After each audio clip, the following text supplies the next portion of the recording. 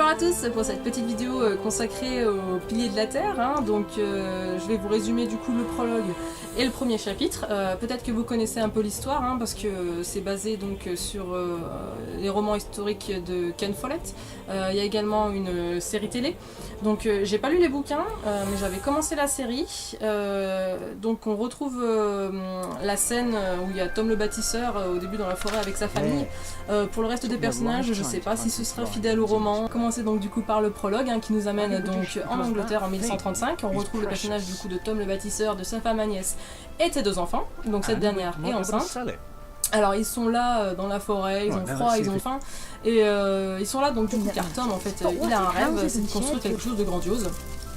Voilà, il veut laisser son empreinte voilà, dans le monde, et c'est pour cela en fait il reste jamais toujours au même endroit sur les mêmes petits chantiers, car lui il vise quelque chose de mieux. Et tant pis si madame elle a froid, elle est enceinte et qu'elle se pèle les miches dans la neige et que les gamins ils ont rien à manger. Tom il veut sa cathédrale. Donc la première mission ça va être du coup de chercher de l'eau pour faire cuire les navets. Donc on va devoir aller briser la glace, on aura une petite jauge en verre sur laquelle il faudra cliquer sur action quand on sera dans le petit passage. Et quand on retourne le camp, du coup c'est là que madame se décide d'accoucher. Donc voilà, je vous laisse voir la fin du prologue.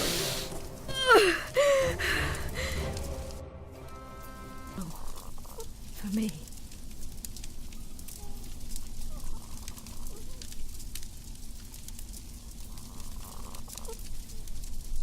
Papa, what's wrong with her face? Agnes! Agnes, wake up!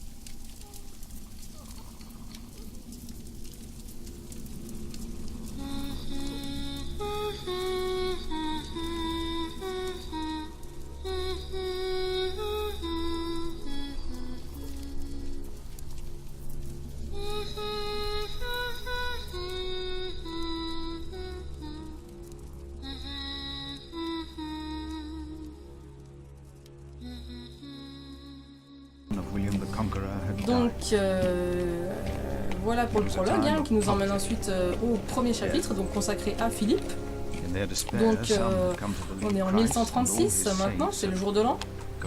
On arrive avec notre poney au prieuré de Kingsbridge. Donc on est là pour rencontrer le prieur James. On se fait arrêter un moine qui essaie de nous escroquer un droit de passage. Donc moi je lui dis d'aller se faire foutre, vous pouvez toujours lui donner votre fromage, mais voilà. Moi je lui dis que je vais le dénoncer à l'autorité supérieure. Et voilà, qu'il peut aller se gratter. Et on entend les cloches du coup résonner dans le village, et le bougre en fait il nous renseigne que les cloches elles sonnent pour le prieur James et que le diable est arrivé à Kingsbridge. Donc au passage on débloque le petit item de la Bible de Philippe qui nous permet d'avoir des renseignements en fait sur les éléments du décor. S'il y a un truc qui nous paraît étrange, voilà, on clique, on demande à la Bible et elle va nous dire des renseignements complémentaires. Donc le prieuré, c'est un endroit assez vaste et assez intéressant, il y a pas mal de PNJ. Et ils vont nous la faire en fait explorer de long en large en travers, puis ils vont nous balader en fait au travers des quêtes qu'on va faire. Et pour nous aider, du coup, on a une petite carte au début, comme vous pouvez voir, il y a plusieurs endroits, un cimetière, rivière, la cathédrale, la crypte, voilà. Donc on va voir un petit peu tout ça, le temps de faire le tour. Donc ce prieuré, c'est une place mère en fait pour les religieux. Il administre d'autres prieurés, et les 13 dernières années, du coup, c'est le prieur James qui s'en occupait, mais qui l'a très mal géré. Et maintenant, c'est tout en ruine, les moines ils ont faim et ils sont endettés. Et le nouveau candidat au poste de prieur, il a pas l'air mieux, parce qu'apparemment, il veut cramer tous les documents et tous les registres du prieuré. Donc, quand on parle du loup, on arrive à l'église et on rencontre le fameux Rémigius, donc le candidat pour remplacer le prieur James. Donc suite au décès étrange de celui-ci. Et donc en fait on va apprendre qu'en pleine nuit, poussé par les voix de Satan, il serait allé se promener sur la glace. Et le fameux Rémigius aurait retrouvé son insigne à côté du trou par lequel il serait passé, mais son corps aurait été emporté par la rivière. Donc voilà, il serait mort comme ça. Donc après voilà la petite réunion, on rencontre notre frère Francis qui traîne dans le coin, on sait pas pourquoi. Il va nous donner en attendant un document pour nous expliquer le contexte politique du royaume, sous Henri Ier du coup qui est mort, il n'avait pas d'héritier, juste un petit-fils qui est bébé, donc en attendant c'est sa fille Maud accrochez-vous. C'est sa fille Maud du coup qui règne, en attendant que le bébé grandisse. Mais les seigneurs ils sont pas vraiment d'accord, hein, parce que la Maud elle était mariée avec un ancien ennemi à eux. Donc ils vont se liguer contre elle et ils vont appuyer son cousin Stephen, Stephen du coup qui va lui voler le trône. Et le Stephen va donner une partie du pouvoir à l'église, hein, comme il a un de ses frères qui est un prêtre très haut placé, voilà, dans l'église d'Angleterre. Donc voilà, et Maud du coup de son côté, hein, on imagine bien qu'elle est pas bien contente et que du coup elle va fomenter un complot, pareil avec des alliés et puis son demi-frère bâtard pour aller lui reprendre le trône. Donc voilà. Donc le bon vieux Francis, il va nous demander de retrouver un chevalier qui serait passé à Kingsbridge, car il pourrait en fait détenir un document qui était destiné à son maître et qui serait capital pour les conflits à venir. On part donc enquêter à la recherche de ce chevalier. Donc on va pouvoir écouter certaines conversations, hein, de deux novices, hein, qui ont faim et qui ont piqué les clés d'un vieux moine en fait, pour aller se servir dans la réserve, et ils nous disent qu'ils ont caché les clés en fait dans les trous d'une muraille, donc on va récupérer ces clés et avec ces clés on pourra ouvrir toutes les autres portes et fouiller à notre guise. Donc après avoir questionné tout le monde, il y a un moine qui va nous dire qu'il y a un chevalier qui a été trouvé, presque mort au bord de la route.